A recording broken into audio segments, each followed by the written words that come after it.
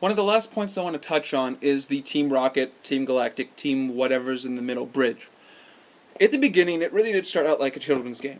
Team Rocket, the specter of the Pokemon world with their cat-petting Bond villain boss, Giovanni, all they wanted to do was capture Pokemon. Now later on in the season, in this series, you learn that Giovanni had Mewtwo, one of the clone of the original Pokemon Mew. Mew was supposed to be the original Pokemon, but they screwed that up later on like some comic book and made new progenitors. I'm not going to whine about that because I don't care about that much. I never really used the legendary Pokemon anyways. But the fact is, Team Rocket began as some slapstick comedy bad guy who was just there to chase after your Pokemon and try to get Pikachu and always fail in the end. Okay, I'll put that in a kid's game. Then when we got to the Game Boy Advanced, we upped our game a little bit, those bad guys. They started either wanting to flood the planet or coat the planet in hot lava. Little bit more sinister. But then we get to the Game Boy DS games, and Team Galactic not only wants to destroy the universe, and I can't stress this point enough, everyone, and I've done this before in this speech, but destroy the universe. Gone forever. And then he wants to become a god in the new universe. Now this is a brilliant plan, but this is not a children's game brilliant plan. This is a, I would go see this movie plan, you know? And as I said before, there's no way in hell a 10-year-old child should be able to destabilize this.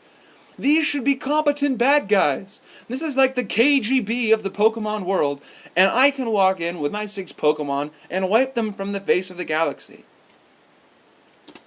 Last point. This is the final thing I'm going to talk about, and that's money. Everyone seems to have money. Who do you ever see working at jobs? I mean, occasionally you'll see the mines, or you'll see in one of the metropolis cities that there are Pokemon moving boxes around or building towers.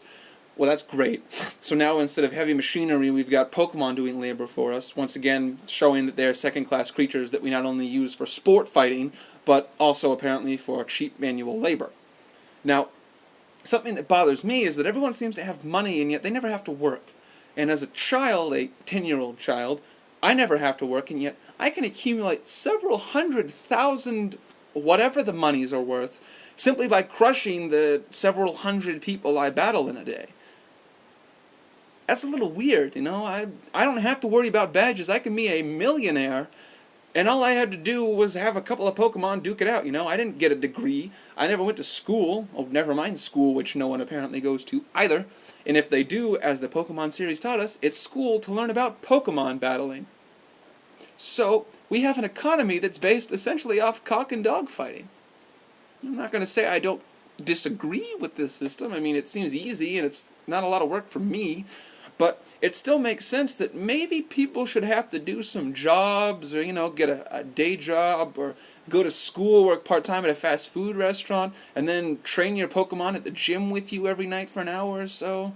You know, let's see something that explains to me why I get to have several $100,000 with me when I'm a 10-year-old boy who never seems to get older.